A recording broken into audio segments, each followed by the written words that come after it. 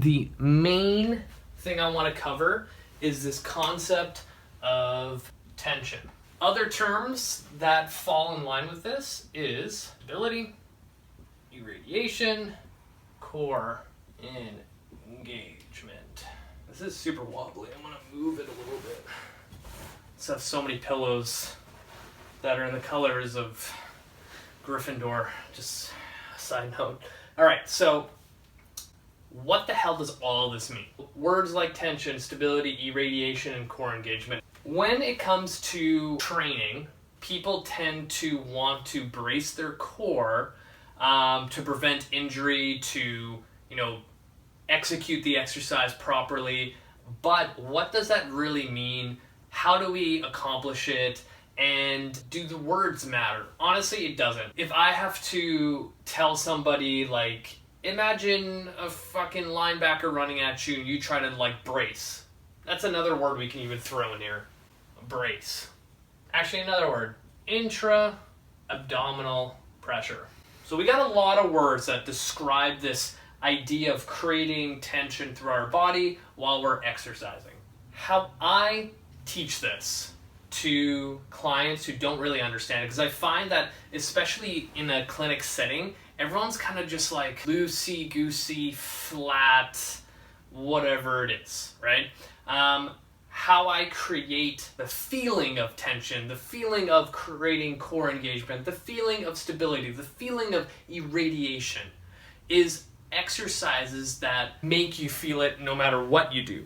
And I've been utilizing this technique, especially in my skin stretch classes, because, an example is the dead bug. People know what that is. You're lying on your back, opposite arm, opposite leg, whatever it is. A lot of people just kind of flop back and forth and are not getting the benefit of the exercise. They're kind of just yanking on their hip flexors for dear life, and then they feel it in their lower back. So if I can teach someone tension, it enhances the quality of the exercise and produces more muscle fiber activation, more muscle cells are moving and doing their thing, and that in turn will make you burn more calories, it'll get you sweaty, it'll make you feel like you did a good workout, it'll prevent injury, you're going to be you'll spend more time in the gym, that whole thing.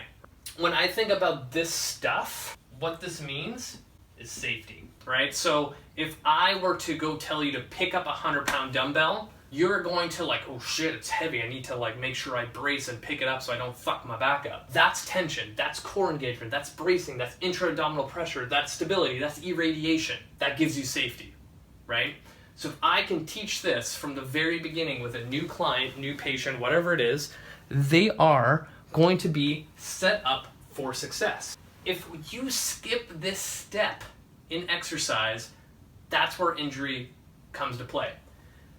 Because what happens is when you don't train your body to adapt to stability work, tension work, irradiation work, whatever it is, then you have a problem. You end up fatiguing in exercise like everyone does, and usually in those kind of class settings, high intensity kind of bullshit, you end up losing the capability to keep that safety around your joints, and then things start to pile up and hurt.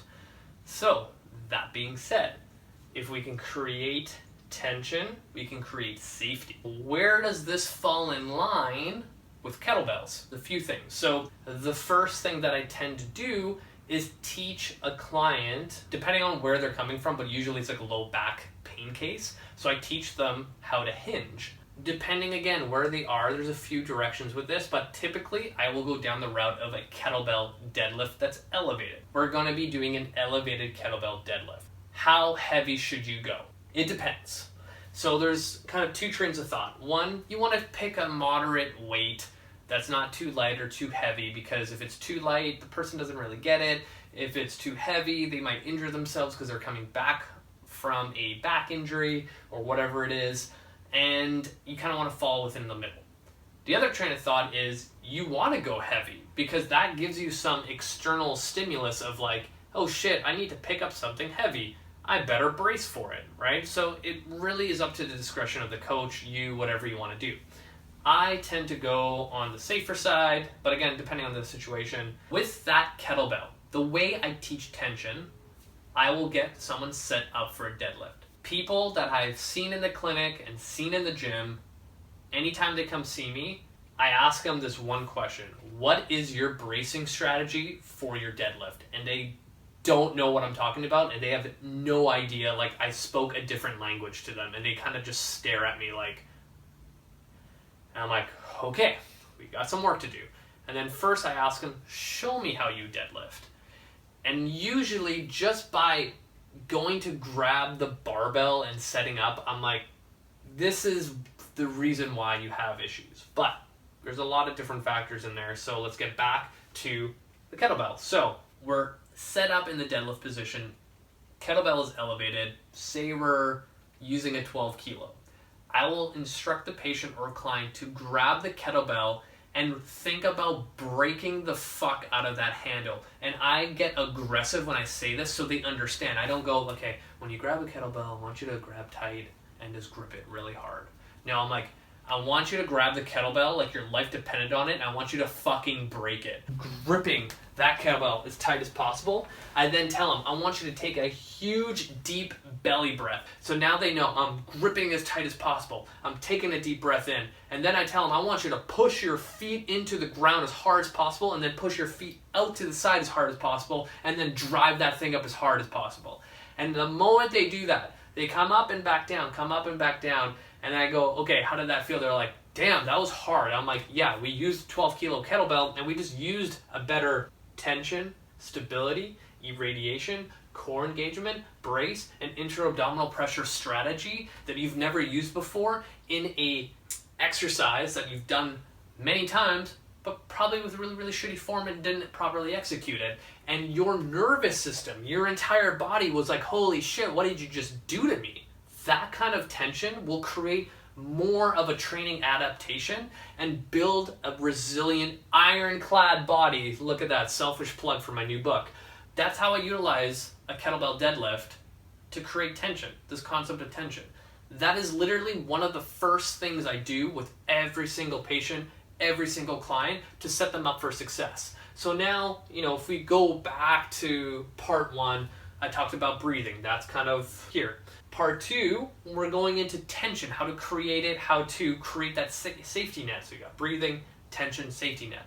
And now we're adding the kettlebell. See how there's like levels to this? And this is how people need to progress in order to keep going to the gym, keep seeing results. And I think this is why a lot of people who end up, hey, it's January 1st, I'm going to start going back to the gym, and they do the same shit over and over and over again, but these small little intricate things help a lot. Think about it.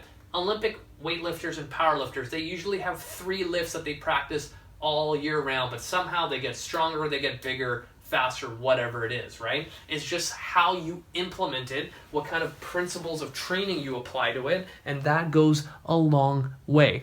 The one thing that I really, really like about kettlebells is the handle tends to be thicker than a dumbbell.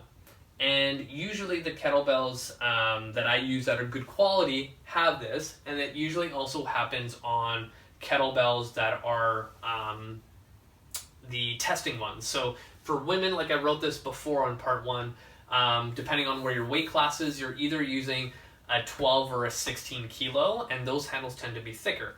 For men, it's usually a 20 kilo or 24. And then sometimes, if you're a bigger dude, 32 kilo, or actually no, to 28, I believe. I can't remember anymore. Those handles are thicker, right? So now imagine if I have to hold something thicker to make sure it doesn't fall to the ground and smash my feet, I need to grip tight. This whole idea of creating tension, stability, irradiation, core engagement, bracing, and intra-abdominal pressure, one way to do it is the grip. So just like the kettlebell deadlift, I am squeezing and breaking it apart. Sends a signal from all the information coming from my hand, going up to the shoulder and going, hey, we are gripping something fucking tight.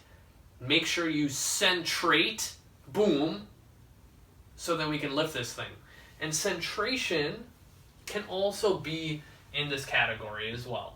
How do I do that with a kettlebell other than the deadlift? Carries. If I gave 2 24 kilo kettlebells, and that's 55 pounds or close to 55 pounds, in each hand to a client, the last thing they would want to do is kind of fall and be loose. They're automatically going to go, boom, I need to brace. That's another exercise that makes you feel tension, stability, radiation, core engagement, bracing, intra-abdominal pressure, and joint centration, all in one exercise. How do I take it a step further? So I like farmer carries. So I can't remember where I stole this from. This whole idea of like if you were walking on a tightrope. So if you are familiar with the FMS, the board is basically like a 2x4. And imagine in that inline lunge position, you are basically in line with, like, say if your right foot in front and your left foot is directly in line together, and that challenges ankle stability, knee stability, hip stability, and core stability to be able to hold that position. What happens is when balance is present, your body slows down to contract and control the movement. So with that line of thought, I was like, if I combine balance requirements out of an exercise like a farmer carry, I'm going to get a lot more tension, stability, radiation, core engagement, bracing, intra-abdominal pressure, and joint centration. So now what I do, farmer carry, 2 kettlebells, walking heel to toe, while the other foot goes right in front. So I don't know if you saw my feet, but imagine this is my right foot, I took a step. My left foot comes right in front of it where my heel is basically touching my toe, and then I alternate, walking forward. And then, depending on the person again, walking backwards in the same fashion. I typically do 10 steps forward, 10 steps back, twice. In that time, because you have to go slow. When people go fast on this, they end up losing their balance and falling. It's instant feedback, right? That instant feedback slows everything down. And when you slow an exercise down, you get more bang for your buck. No one likes fast exercises unless it is designed to be fast. Something like a farmer carry, when I slow it down, even though, like, say in a traditional farmer carry program, you have 100 yards of a carry, or a gym length, and say that takes, 30 seconds, you walking forward and back twice, 10 steps, nice and slow, is probably going to be ballpark around 30 to 45 seconds. So you're still getting that endurance-like training effect in your grip, right? So now we've combined two principles together to create a better training effect. Another way to create tension with kettlebells, one, the Turkish getup. The other one, kettlebell armbar. The kettlebell armbar is hands down my favorite way to rehab a shoulder and also learn how to create tension, but at the same time learn how to relax. Because this whole idea of like, I'm going to create tension, I'm super tense, I have stability, I'm bracing, my core's on, but you can't really move eloquently when you're constantly bracing, right? The kettlebell armbar, if you don't know what it is, to kind of give a visual, is like if I was laying down to set up for a Turkish getup, I have a kettlebell on my right arm, my left arm is straight above me like an overhead press, and now my left leg is also straight. I lift my right leg up and I roll over to my side, and I'm in a side lying position with the kettlebell here. My head is forward and not looking at the kettlebell. Now I don't know where it is in space and time, so my shoulder has to stabilize. How do I teach my shoulder to stabilize? Going back to carries, I death grip that handle, and now boom, tension, safety, irradiation in this position. What is my rest of my body doing? Since I'm in a side lying position, it's kind of hard to like, I'm going to contract my whole body in this position. It almost creates like this, I have full tension here to fight this offset weight. The rest of my body has to relax, and that's where I go back to breathing, like I did in part 1 with this kettlebell stuff. And now I have an exercise that's now getting the utilization of diaphragmatic breathing, grip strength, shoulder stability, learning how to create tension on a unstable joint like the glenohumeral joint, Learning how to stabilize a kettlebell in a bottoms-up position is one of the most difficult ways to do so. I think the bottoms-up position is probably the most underused exercise out there right now. I remember when I was first introduced to the bottoms-up position, so kettlebell bell thing is up here and then the handle goes through your hand. That requires a lot to stay in that one position, let alone throw in a carry variation, let alone do it in a Turkish get-up, let alone do it in a kettlebell armbar. I'm going to add another category here so I can talk about it. Squats and lunges, which is another way to create tension, but I'll talk about that later. Let alone do that with a squatting pattern or a lunge pattern. When you introduce balance, what happens? Tension's created, stability's formed, irradiation happens, core turns on, you're bracing, intra-abdominal pressure happens, and you centrate your joints. Because in a bottoms-up position, it almost like tells your nervous system that something even heavier is there. And like honestly, when I use like a bottoms-up position for patients, it's like a 6 or 8 kilo, and they're like, "Oh my god," right? And that almost tricks the nervous system into thinking it's heavier. So now everything has to get that tension to create that safety that we want. It is like a self-correcting way to place all of our joints in a better position, a more optimal position, right? So if we know that bottoms up is like a piece that layers on top of all these exercises, that's how you progress yourself, right? So that being said, you want to find exercises that will magnify and broaden the effect of it, and kettlebells just do that. So think about every exercise that you're doing right now. There's probably some sort of variation out there with a kettlebell that will just give you that extra edge. Now, I'm not saying like, as of right now, start using kettlebells for every single exercise. It's like, no, like if you've been doing a single arm dumbbell bench press forever, try it with a kettlebell. It's going to fucking suck. It's going to encourage you to stabilize more, create more tension, burn more calories, do your thing, get stronger, burn more fat. Boom. Simple change. If you've been lunging with dumbbells, fucking throw kettlebells in there, right? There's so many different carry variations with a kettlebell that you can do with that feels more natural than a dumbbell that will enhance your lunges. Think about a double racked kettlebell, offset double kettlebell, offset single kettlebell reverse lunge, for example, a fucking bottoms up reverse lunge. Like the possibilities are endless when it comes to this. It's just like your imagination of what you can do. I think kettlebells is one of the best tools to create this concept of tension, to build a resilient body, to build that ironclad body, coming soon, and overall just make you a badass in the gym. Like I look at kettlebells as kind of like filling the gaps of your training program, and the more you can use them, the better it is. And I might do a part 3 on kettlebells. I don't know yet. If you guys have any requests on what you want me to speak on, because I can talk about this stuff forever, let me know. That's it for me. Thank you for listening. People watching or people listening, the link for the video will be in the show notes. Also in the show notes, add me on Instagram, add me on Facebook. I'm going to say what's up.